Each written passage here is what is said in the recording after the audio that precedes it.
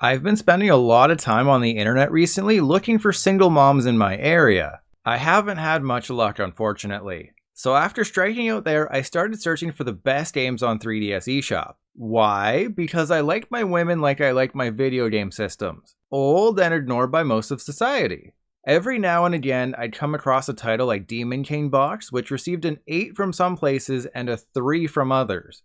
That led me to buy a whole whack of games that were enjoyed by a handful of people and hated by many others, to see if any of them are true hidden gems or if game reviewers truly are paid off for their opinions.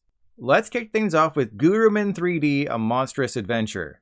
A 3D action platformer with more voice acting than Pokemon, Gurumin sees you playing as a young child named Parin who keeps getting invited on dates by a creepy old man. He is the monstrous part and the adventure is fending him off. Oh wait, it's actually a story about Parin who arrives in a new town, learns monsters are real, and then must defeat the evil prince who controls phantoms. The action here is dungeon-based, so you pick a dungeon, go in, then beat some enemies off with your drill, all while doing a bit of platforming. The question in the title of the video is, are any of these 3DS eShop hidden gems worth playing? For Gurumin, I'm gonna give it a yes with an asterisk. That's because the 3DS version doesn't run perfectly. There's frequent frame drops, the audio will drop ahead of a loading screen, and controlling the camera is a battle in its own right. What I realized early on is that the 3DS just can't handle the game properly, even though it was originally made for PSP. When it came to porting to 3DS, the developers only asked if they could, not if they should. While Gurumin starts out fairly slow and bland, it gets better the deeper you go. The enemies require different strategies to beat, and the levels become more complex. There's also boss battles, though the camera can be an additional hazard in them. That's what I kept going back to with Gurumin. It's a fun, enjoyable game held back by a frustrating camera and some technical issues. Because I don't want this video to be 40 minutes long, these reviews will be short. I'll sum up my thoughts on Gurumin by saying this. It's a good 3D action platformer, but I have to caution against the 3DS version. If it goes on sale for $4 again before the eShop closes in March, sure, go for it. Otherwise, get the Steam version, which is only $10 and features an overall rating of very positive. If I had to describe Witchin' Hero 3 in 2 words, I guess I'd call it an action RPG. There were a few of these franchises on 3DS eShop like Witchin' Hero, Legend of Dark Witch, Mercenary Saga, and Faerun that saw some or all of the games brought to Nintendo Switch. With Witchin' Hero, the third entry has remained exclusive to 3DS, so I decided to check it out, and immediately regretted it. After a couple sentences explaining the story, and asking you to play the first 2 games for more context, you immediately jump into the action. It's pretty straightforward. You play as the hero, slaying enemies as they advance towards the witch who is turned to stone. By defeating enemies, you get blood, which can temporarily unthaw the witch like she's Han Solo. Except unlike Han Solo, she shoots first and blasts fireballs or whirlwinds for a few seconds. It's actually a fairly neat concept. If you're wondering why this franchise hasn't received much attention over the years though, well, it becomes obvious right away. Instead of the hero doing anything interesting when it comes to attacking, he just bumps the enemies, that's it. Even worse, he takes damage doing so, eventually passing out and requiring a few seconds to recharge, leaving the witch vulnerable. It took me several tries to beat the first 2 levels because the combat is so horribly balanced. I checked online to see if I'm just an idiot, and I am, but apparently enemies have weak spots, usually in their butts. So I whacked their butts with my long, hard sword, and guess what? The hero still takes damage. Though usually when I whack people in the butt with my sword, I have to go to HR the next day, so technically this is an improvement. Just how horrible is the balancing in Witchin' Hero 3? I had to beat the 4th stage 10 times to become strong enough to beat the 5th. But for the 6th stage, I was still severely underleveled. It's not like it's a case of poor strategy on my part. Yes, there is some strategy involved, but when the enemies are far more powerful and health drops are random, being strong is really the only thing that matters. But then level 10 rolled around and the hidden gem buried within Witchin' Hero 3 begins to shine. A second hero is added to the mix who can manually be controlled with the D-pad or given orders to protect the witch. Not only does the gameplay improve, but the boss in that level is a super powerful eagle who takes a couple of minutes to beat. I used this mission to grind levels and I liked it each time. Yes, Witchin' Hero can actually be fun. From that point on, I enjoyed pretty much every second. Once the little hero joins, you unlock a sort of whirlwind combo attack that blows enemies back a little bit. Plus, upgrading your stats becomes much more well implemented, so all of that frustration from the first hour fades away. Unfortunately, Witchin' Hero 3 can't handle 50 enemies on screen while you use magic, and things will slow to a crawl. So is this a hidden gem? I have to say yes. Unfortunately, it can't get out of its own way long enough to give anybody a chance to truly enjoy it. The first 9 levels are an absolute slog, while level 10 is designed perfectly in the context of the game, and everything after that is great. It has other issues besides balance like bland arenas and bland monster design and that annoying slowdown, but if you're patient enough, you will find a hidden gem. Plus, it regularly goes on sale for $2. I say get it, just be aware of the terrible start. Ah yes, the infamous Demon King box. Will it be an 8 or will it be a 3? Well, it's neither. I think it's somewhere in between. The 8 was too generous while the 3 was too harsh. I guess the simplest way to describe Demon King box is that it's Plants vs. Zombies, except both sides move. You select your units, put them on one of 3 tracks, and they do battle when they meet an enemy. There are several different units to choose from, each with their own pros and cons. Some units are better hand-to-hand, archers are long range, and cheaper, faster units can be used to overwhelm your opponent. Every unit can also be upgraded multiple times by feeding them food earned in each mission, except leveling up is more tedious than trying to explain Twitch to an old person. Battling is the biggest part in Demon King box, and I found most of them to be either mindlessly easy or overwhelmingly difficult. While units do have different costs, recharge times, and abilities, the strategy here is basically just throw as many units on screen as quickly as possible, and congratulations, you win. As for the hard part, and no, I'm not talking about the scene where the pig spies on the girl in the sauna whose chest grows at will, you sickos. I quickly realized that I was getting smoked by every enemy because they just spammed archers and slime. Slime are cheap and take time to clear out, while archers are absolutely OP and attack from afar. Once I borrowed that strategy and focused all my food on those 2 units, everything got easy again. As you've witnessed in the footage, the translation effort in Demon King box is laughably bad. The story is still easy enough to follow, it's just the dialogue, punctuation, and spelling read as though they were put into Google Translate multiple times. For example, one of the characters is called Sweat Honey instead of Sweet Honey because they forgot the second E. And to make it even weirder, there's moments where sentences are translated exactly as they should be, then you get a random nonsensical sentence right after. While the story itself isn't a masterpiece, I will say that it's nice playing as the bad guys for a change. Plus, the first hero leader guy you get is a pig named Poodark. Throughout the beginning of the story, people are constantly crapping on Poodark, and I even snorted once or twice as a result. Ironically, while the writing is a mess, the soundtrack is randomly awesome. Whoever composed the tracks here, nothing was lost in translation. Pretty much every stage has a banger. While you might be bored out of your skull because of the gameplay, your ears will be dripping wet when these hot tunes lick your holes for hours. Speaking of length, and no, I'm not talking about the scene where they discover Sweat Honey has a stash of books on how to make her chest bigger, you weirdos. Demon King box is 3 hours long. It doesn't feel too short, the problem is the campaign just sorta ends. Because of the poor translation, I had no idea I was climaxing while Sweat Honey was bouncing on Justice Chef's balls. It just sorta ended. In subtraction, Demon King box is an okay game that comes up short. The core concept is a copy of Plants vs. Zombies, except Plants vs. Zombies is more fun. Demon King box mostly just ends up being a dragging simulator, with little strategy coming into play aside from go sticky slime and go powerful archer. If you end up buying Demon King box, you'll finish the experience being wholly whelmed. It's not bad and can even be enjoyable at times, I just wouldn't classify it as a hidden gem. It's more like a hidden crystal, or whatever a step down from a gem is, the shiny rock? Or maybe it's a hidden flat rock perfect for skipping, except when you throw it into the water it only bounces once and then everyone at the beach laughs at you because you suck. Yeah, it's that. Oh, and if you're wondering about the lack of gameplay and cutscene variety, I couldn't include some of the crazier scenes because this video might get demonetized. Get it? Demonetized? Never mind, but the game definitely can't be played around children. The first Legend of Dark Witch was ported to Switch, so I vetoed that. The third one is $15 and apparently dips in quality, so I was left with what I hoped was the Goldilocks entry in the series, The Legend of Dark Witch 2, The Price of Desire. According to the eShop, the price of Desire is $10, so much less than how much I usually pay to get a private session from a girl on the internet named Desire. This is a weird place to start, but I have to talk about the difficulty. When you begin, you can choose between 3 options: very easy, casual, and expert. Why there isn't anything between casual and expert, I have no clue. Anyways, I chose casual and that was a mistake. Casual is basically baby mode, but I'd already started and you can't increase to expert once you begin, so I stuck through it.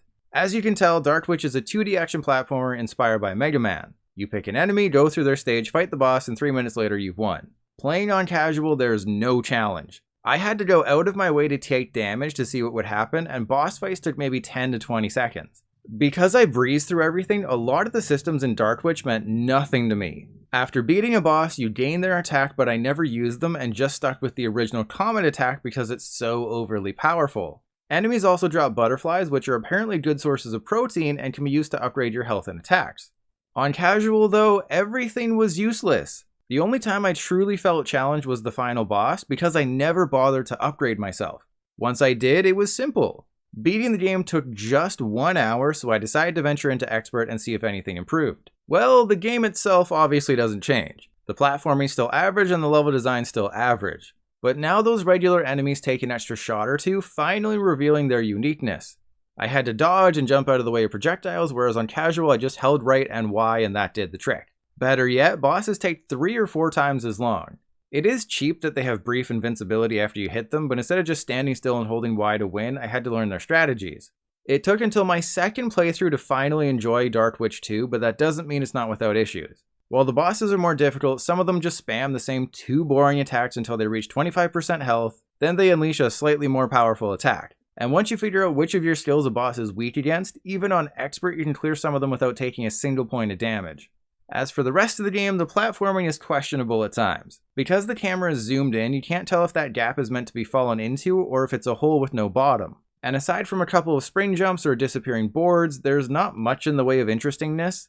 It's mostly just hold right, jump over some gaps, and you're golden. But don't worry, if you think there's 0 cat girls in Dark Witch 2, I've got great news. There's plenty. So after beating Dark Witch 2 on Expert, do I classify it as a hidden gem worth playing? Almost. I think it just falls short. Instead of the levels being complementary to the boss fight, going from good to great, the levels feel more like something you have to get through. Dark Witch is comparable to Azure Striker Gunvolt in many ways, and I played them fairly close together. Azure Striker beats out Dark Witch in every aspect though, from the bosses to the gameplay and the overall flow of everything. But even if I played Dark Witch on its own, I'd still say it's not quite there. Fans of the genre will find enough to like, but there's much better options out there. If I had to liken Kokopolo 3D to anything, I guess it would be Pac-Man. Except instead of gobbling up balls with your small mouth and evading enemies, your goal here is to piss off enemies by hitting them, causing them to chase you around the level until you lead them to their demise inside a happy plant. The levels are obviously a bit more involved than Pac-Man. As you run around, there's things like spikes to jump over and punching bags to dash through, all while you hunt for the handful of enemies in each stage. While there is a timer and a scorekeeper, they don't really matter all that much. They're more of a suggestion. Like the sign at the zoo that says "Do not seduce the lions." It's mostly just run around a level, swipe at enemies, then run back to the enemy-eating plant and repeat. Don't get me wrong, what Tapu Koko does, it does well, it's just not the absolute most exciting gameplay loop in history. While the enemies do vary from level to level, most of the time it isn't enough to change up the formula. Sure, there might be a rabbit that hops up right when you go to take a swing, but you just have to run around in a square and swipe at it again. Unlike a Kappa's trail where there's that sense of urgency when you're being chased, Cock-a-Doodle-Doo doesn't really have that. Because you have 5 health hearts, even if you run feet first into some spikes, you'll still be able to beat the level without too much trouble. Thankfully, there are a decent amount of levels here, and the boss fight at the end of each of the worlds does add a bit of variety. Ultimately though, Water Polo is a fairly easy game. The only hardship came when there was a single enemy remaining in the level that I couldn't find, so I just ran around like an idiot for several minutes trying to find the correct pathway. I should also mention that while there's 3 separate characters, they all feel way too familiar. Sure, the aesthetic differs slightly, and there's an extra enemy here and there, but there's realistically no reason to have multiple characters. I know I've been a bit negative, so let me sum it up with some positivity. Is this a hidden gem? Well, it's more of a hidden shiny pebble. I imagine 99% of people who watch this video aren't subscribed, and also haven't heard of Kokopolo 3D. It's a decent enough game, but I can't classify it as a true hidden gem. My advice is to keep checking the eShop for a sale. You won't be terribly disappointed, you just won't be begging for a sequel. Now, I know what you're thinking. Portia Doubleday would be the perfect person to star in a Groundhog Day remake. And you're actually wrong. Turns out Escape Vektor was never ported to other platforms. My mind may be deteriorating faster than the polar ice caps, but I could have sworn it was. Nope, it's remained exclusive to 3DS and some weird Sony handheld no one's ever heard of. The only question we still need to answer here is, how can dogs understand humans but humans can't understand dogs? I think if I had to explain Escape Vektor quickly, I'd say it's like Pac-Man, except instead of gobbling balls, you suck up lines. Try not to read too much into the fact that I've likened these past 2 games to putting balls in mouths. Anyways, the whole objective in each level is to convert enough lines to open the exit. It's all fairly simple and the game starts off super slow. By the 10th level though, you have to avoid several enemies all while using boost and grenades. At that point, I was sold on the concept. A line-based Pac-Man was a really fun idea and I was all in. Unfortunately, it never really lives up to its potential. One of my issues with Escape Vektor is that it's not very exciting. Even with the enemies popping up, there's no true sense of tension. Part of that is the bombs and boost, which allow you to escape threats easily. The other part is the level design isn't all that smooth. I would want to go on a scoring streak, but because this game is all about squares and rectangles, I'd have to backtrack numerous times to avoid enemies. Unlike that Yu-Gi-Oh guy, I wasn't feeling the flow here.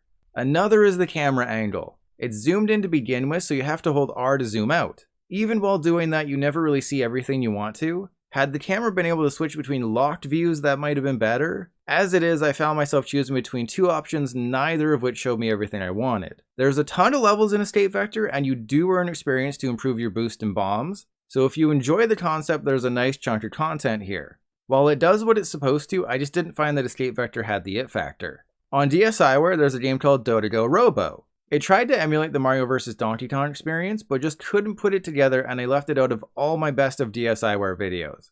On 3DS eShop, there's a cheap game called Ohno Odyssey. It also tries to borrow a little from Mario vs. Donkey Kong. While it works better than Dodego Robo overall, it just has these little annoyances that ultimately hold it back from being recommended. As you can see, your job is to escort an Ohno from the beginning of the stage to the end. The Ohno rolls on its own, then you can use something like a spring to jump around. And before the stage starts, you can place things like ramps and bumpers. It all generally works as it should. Solving the puzzle and using as few items as possible to get the Ohno to the end is fun. What's frustrating is that you don't use the touchscreen to place those items. Unlike Mario vs. Donkey Kong, where the level is laid out fairly straightforwardly, and is forgiven if you make a minor screw-up, Ohno Odyssey requires a lot of trial and error. In the prep screen, it's impossible to know exactly how far or how fast the Ohno will go off of a ramp. That led to numerous restarts and slight adjustments so the Ohno wouldn't just go flying off the stage. And when I did make a change, that would alter the Ohno's trajectory in ways I wasn't expecting, so I'd have to change everything else I'd placed. Another frustration is that you can't see the full stage while the Ohno is on the course. Certain levels allow the use of a rocket fuel to guide the Ohno in the air, but since you can't see where you're going, any freedom is mostly left to guesswork. Plus, the touchscreen is so underutilized that you can't retry a level by tapping an icon. You have to pause the game and select back to editor or retry. While all of this holds Ohno Odyssey back from being a true hidden gem, when it works, it's kind of fun. One level uses fire to light up the Ohno, which can remove boxes, but you also have to douse the Ohno at the right time to prevent it from running into a bomb. It's in these levels where the potential shows, but then the next level isn't as well put together and you have to spend most of your time moving an item a touch to the right a million times, all while constantly restarting. Definitely avoid Ohno Odyssey and spend the money on Mario vs. Donkey Kong. Obviously, Excave 2 is a hack-and-slash dungeon crawler. And even more obviously, it lacks the production values of universally loved dungeon crawlers like Diablo Immortal, which no one in the world has ever said anything bad about. But at just $8 US, does Excave 2 deliver us from evil, or was the evil within? For starters, gameplay is exactly what you'd expect. You enter a level, swing a sword at some enemies, collect golden items, rinse and repeat. I actually enjoy games like these though. Mindless hacking and slashing makes my smooth brain wetter than a watermelon with 100 elastic bands around it, and Excave 2 fits that bill exactly. Killing enemies is satisfying though highly repetitious, and you can use various types of magic to deal with large groups of enemies or the sometimes interesting bosses at the end of a level. One thing I really liked is how, should you perish during a mission, you're given two choices. You can return to before the mission and it's like it never happened, or you can choose to keep all of the items you found so far, but you'll lose one item you have equipped. It adds a level of fairness you don't normally see in games. Do you suck real bad? Well, don't worry, you're just a baby boy, you don't know any better. I wish more games would give you that option. Not only that, you also unlocked warp gates from time to time. So instead of going through the whole level again, you can just warp ahead almost directly to the boss fight, assuming that's where you died. I won't name names, but other games in this video would have benefited from something like that.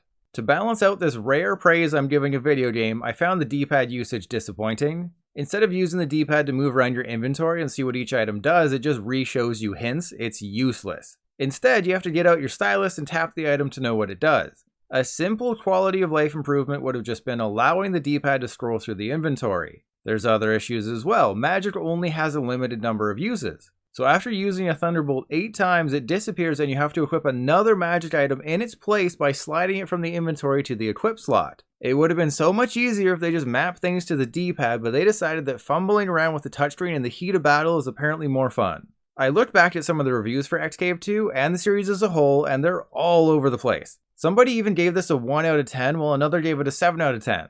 What I can say about Excave 2 is that it's an adequate hack and slash. You're always finding more powerful weapons, the magic is a great addition over just penetrating enemies with your sword over and over, and there's several different playstyles to choose from depending on which weapons you like. It's not going to replace something like Diablo or Monster Hunter or any of the dozens of better games in the genre, but I bought it on sale for $3 and it was kinda fun in short bursts. If it weren't for those annoyances like overly repetitive gameplay, a lack of mapping items to the D-pad, and the game not giving you detailed information about how equipment will change your stats, Excave 2 could have been the best game in this video.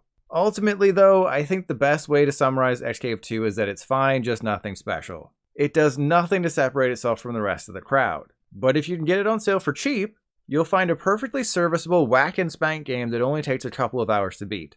I think playing terrible eShop games messed with my mind because I enjoyed Ninja Battle Heroes at the beginning despite it being nothing overly special. Here you have a 2D action platformer where you play as a ninja and kill things like cats and dogs because why not? While Ninja Battle Heroes might not be anything to lose your pants over, it has the level of polish I want when playing a cheaper digital title. Platforming and combat are fine, and the enemies all offer some different challenge to overcome. That combat is definitely what gets most of the focus. You have your ranged throwing stars to hit enemies far away or on a separate plane, and your sword for close up. But it all flows together decently well, and they even add in the ability to dodge jump in a puff of smoke or block an enemy projectile. What helps give Ninja Battle Heroes an edge is the skills. You can have up to 6 at once, and they can be enhanced as you progress. If you need to heal your hit points, you can heal them, though you are forced to endure an unskippable animation each time. As you probably guessed, there's reasons why you haven't heard of Ninja Battle Heroes until now. Every enemy drops spirit, but the only way to collect it is by holding down on the analog stick. It gets so annoying doing it every 10 seconds. The level design is also kinda basic, with very little differentiating one from the next. Plus, enemies have a knack for cheap-shotting you when you jump onto a ledge. I also found I wasn't able to attack in as many directions as I wanted to. And to heap even more negativity onto this crap sandwich, some of the boss fights can drag on for way too long. Oh, and I found the gameplay far too stiff, like my cat after watching the movie Cats. If you're making an action game, you want the character to be loose, like my cat after getting into my special, the parsley. Here, the ninja feels like he can only do one thing at a time. Despite those negatives, Ninja Battle Heroes is a decent 2D action platformer, and I recommend it if you're looking for a budget game on the eShop, as it's only a few dollars. It wasn't good enough to be included in my under $5 eShop video, but it's so damn close to being a hidden gem it hurts. With a name like Siesta Fiesta, do you know what type of game I was expecting? Something to do with music. Either a straight rhythm game or maybe a rhythm platformer. Then I used Google Translate and realized I don't know what siesta means. Well, do you know what I wasn't expecting after learning what siesta meant? An auto-scrolling Arkanoid clone. Yeah, Siesta Fiesta sees you playing as a bed, bouncing a guy up into the air and breaking blocks. Depending on where you hit the bed, the dude will go in a different direction, and you can even boost your hit for extra height. Now, I don't know if I'm just getting super crotchety in my old age, but I wasn't too impressed with Siesta Fiesta. It's an auto-scrolling Arkanoid clone, except it doesn't do enough to improve from the game it's copying. While the scrolling part mixes it up a little, I found the man ball was just too similar in color to the background or items, and I lose track of them quite easily. Don't worry though, like a toilet that fills up too high, if your balls land in the water, all hope is not lost. You have 5 lives per stage, meaning your man balls dropping isn't a big deal. But the stages themselves aren't all that exciting, it's just breakout. You bounce the ball up, hit some bricks, score some points, and repeat the process. There's disappointing boss fights at the end of each world and time trials here and there. Time trials are easily my favorite part of the game because, ironically, the screen is static and the blocks move on a conveyor. Unfortunately, there's maybe one time trial per world. In World 3, they do try and change things. You get a chance at a second ball and they have a level where instead of a bed, you're a cannon. Except the cannon is much smaller than the bed, so the margin for error is that much slimmer. This ended up being my least favorite level because it removed the spirit of the game. The developers do try to further mix things up as Siesta Fiesta progresses, to less than stellar results. World 4 introduces things like TNT, and you have to remove water blocks to keep the fuse lit. But in my experience, part of the fun of these games is just bouncing the ball in the air and watching it go crazy. With Siesta Fiesta, a level of precision is required that I don't think suits it. The deeper I got into the game, the more I disliked it. It felt like everything new they kept throwing at me was a negative instead of a plus. By the time I beat the final boss, easily the least exciting of the mediocre bunch, I was relieved to be done. I know I mentioned how I thought Siesta Fiesta might be a rhythm game, and there is music here. At first it was fine, then it just got grating. I won't play any tracks here because YouTube. I'll just say that some of the tracks are good and fit the tone of the game. Others I can only describe as Chipmunk Elvis. I don't want to talk about bouncing man balls too much further. I'll just say Siesta Fiesta was more of a nightmare than a dream. I went in with higher than normal expectations thinking it would blow me away because I originally planned for this to be in a best of video. But like when I thought my milkshake would bring all the boys to the yard, the internet lied to me. If you want an auto-scrolling Arkanoid clone that works and requires precision though, this is it. For everyone else, I can't suggest prioritizing Siesta Fiesta before the eShop closes.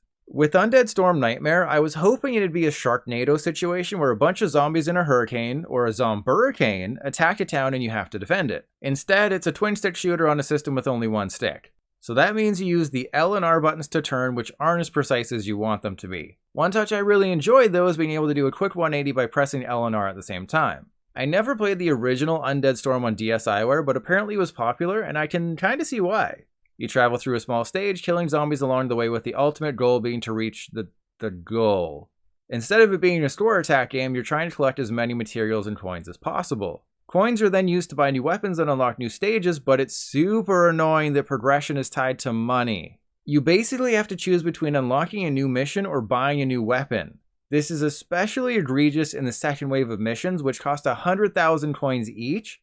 But up to that point, you'll be lucky to get 50,000 coins per mission. New weapons cost as much as a new mission, and upgrading your weapons costs more coins. Because I bought the shotgun before mission 5, I had to replay every unlocked mission just to afford to continue the campaign. It's horribly balanced, and I don't know what compelled the developers to make this decision. There's a total of 16 missions in Undead Storm, and after 4 hours, I'd only reached mission 9. I'd had to replay every level up to that point multiple times, and I'd still barely unlocked any of the weapons. Because the missions keep getting more expensive, it would have taken about 30 minutes of grinding to afford mission 10. And that's without upgrading any weapons. By that time, I'd had enough of Undead Storm. Switching to the level design, it's lacking to say the least. It's fairly linear with only a few nooks and crannies to seek out in search of extra loot. Plus, it's the same 3 generic areas repeated: city, cave, and base. But the main draw here is killing zombies, and I gotta say, being surrounded by a horde of zombies and chucking a bunch of grenades into them is super satisfying. The shooting, while not as effective as I'd like, can also be good. I mean, mowing down zombies will never not be fun. What I disliked is how the game design seems to amount to throw as many zombies on screen at once. There's no monetary reward for actually killing the zombies, so when you're overrun by dozens of them, it's more of a nuisance clearing them out. There's even boss zombies waiting for you at the end of missions. The first is a giant sumo wrestler who charges at you, while another is named Billy the Bomber. He likes to blow up bathrooms, I assume. It would have been great if the developers kept adding new bosses, but just like the levels, the 3 bosses just keep repeating. In Nightmare's defense, the harder the difficulty of the mission, the harder the boss. But that just means upgrading your weapons becomes more important. I spend a lot of money buying and upgrading the shotgun, only to learn it's terrible against bosses. You can't sell your weapons, so I had to replay missions just to buy the assault rifle, which makes boss fights so much easier, almost too easy. Overall, Undead Storm Nightmare delivers on its premise. It's a twin-stick zombie shooter. Unfortunately, it has too many issues to fully recommend it. The controls take a little getting used to, the enemy and level designs are bland, and the progression and upgrade system is horribly balanced. Still, if you want to shoot some zombies for $5 but not be absolutely blown away by the experience, this is one of the best options on 3DS. I just hate playing a game where I can see how to improve it, but the developers clearly didn't. Move over, Lawn Mowing Simulator, the Legend of Kusakari is here. Instead of playing as the hero of a video game, you play as a guy who just wants to make sure the brave warriors have a well-maintained lawn to battle on. Here you go through bite-sized stages cutting down patches of grass. It's a little bit more fun than it sounds. You have a health meter that is constantly depleting, and if you run into an enemy or get in the middle of a heated battle between 2 people, you take damage. Dodging the action is key to survival and the only way to get an S rank. Yes, instead of it being an action-adventure game, it's more of a hack-and-grass time attack game. Your goal is to chop all the grass as quickly as possible, then you're graded. You have a basic attack and a spin attack to accomplish this, the latter of which can be upgraded to increase the area of effect. While I commend the developers for making cutting grass somewhat interesting, it's still not the most fun activity in the world. I was enjoying myself for the first 5 minutes, but the gameplay never really improved, even if it is deeper than you think. Because your health drains as you swing, and there's things like quicksand that expedite the process, you have to decide when to chop the bluegrass to restore some health. It adds a bit of a puzzle element to the experience, forcing you to pick the best route to get an S rank. Or you can just run around blindly and swing around like an idiot as I did most levels and still get an A or B. That's part of the reason why Kusakari is a no. It has some depth, just not enough. The levels try to add some interesting flourishes, but for the most part they aren't satisfying. Aside from a few slimes or ghosts moving around the grass in a pattern, it's basically just a game of dash over to this patch of grass, swing your scythe until you level up your spin cut, use the spin cut which sends it down a level and repeat for 50 levels. There's no boss grass or anything waiting in the weeds. While there are a couple of highlights along the way in the Legend of Kusakari, it's just not enough. There's the roots of a great game here, the idea is just not fully grown. If you're playing a different game right now and wondering about Kusakari, the grass definitely isn't greener. Okay, I'll stop with the grass puns now. I promise, no mo. Get it? No mo instead of no more? I auditioned to be a writer on Saturday Night Live, but with jokes like that, I think I'm too overqualified. Just when I thought I was done putting games in this video, I discovered Jett Rocket 2 The Wrath of George Takei nestled away in a deep dark corner on my 3DS home screen. It's a downloadable 2D/2.5D/3D platformer where you play as an astronaut who longs for the touch of a woman, having only lived in the presence of robots for decades, and he knows from a regrettable experience that the insides of these robots are very sharp. Look, okay, I get that not every platformer can be on the same level as Super Mario 3D Land, especially not one that's under $10. Still, it's hard to truly enjoy Jett Rocket 2 when such a vastly superior game in the genre exists. There's nothing egregiously wrong here, it's a perfectly average platformer, it's just that it needed something to stand out from the crowd. The level design is very cookie cutter. That's what Jett called his first intimate experience with a robot, and the platformer is nothing special, though you do get a jetpack sometimes. What the developers do to shake things up is changing the perspective. Some levels will be full 2D, others will be 2D with a little bit of depth, and they'll throw in some full 3D stages. No matter which one you play, the camera will always remind you that it exists solely to punish you, and not in the way Jett likes when he visits Spectron 3000. And I can't go through this review without mentioning the damage animation. Whenever you get hit, Jett spins around like he's riding an invisible motorcycle and just sort of does nothing for a bit. A level that perfectly encapsulates Jett Rocket 2 is World 2 Stage 2. It's a full 3D level, and from a technical perspective, it's quite impressive with what they were able to achieve in a downloadable 3DS game. But from a gameplay standpoint, it's blander than my ex-wife's meatloaf. About the only interesting things are a couple of floating logs that spin when you stand on them, except they don't really spin and ultimately present no obstacle. And I haven't even mentioned the fact that this world is called Toxic Swamps. There's literally nothing toxic about it. The entire level is just a grassy field with some trees. Anyways, to answer the question in the title, is Jett Rocket 2 worth playing? No. Like I said, there's too many better platformers in the world. However, if you accidentally buy Jett Rocket 2 because you thought you were getting 2 actual rockets for your Iron Man cosplay, you won't be totally disappointed as it's a fully serviceable 2-hour platformer. It just lacks that secret sauce Jett put into the maintenance bot which caused it to malfunction. Hands down, the best game in this video is Gurumin. However, you probably shouldn't buy it on 3DS. Not only is it cheaper on Steam, but I'd wager it has much better performance. If I had to suggest just one game from this video, it would be Witch and Hero 3. Again, the beginning sucks more grass than the cow, but once you reach level 10, it's all gravy. Plus, it goes on sale for $2 regularly. Other potential highlights are Dark Witch 2, Demon King Box, Go-Go Kokopolo 3D, and Siesta Fiesta if you want to listen to the internet. For me, I say you won't be disappointed if you buy any of those 4. You just won't start a brand new Discord server where you write erotic fanfiction about them. All in all though, I can't say that any of these games are absolute must-buys. It's disappointing, but the 3DS eShop just doesn't have many hidden gems. I'd say almost all of the games in this video sit around a 6 out of 10, assuming you're one of those weirdos who uses numbers to rank things instead of tiers. If there's any other 3DS eShop hidden gems you think people should know about, or if you know how to convince my ex-wife to take me back, let me know in the comments.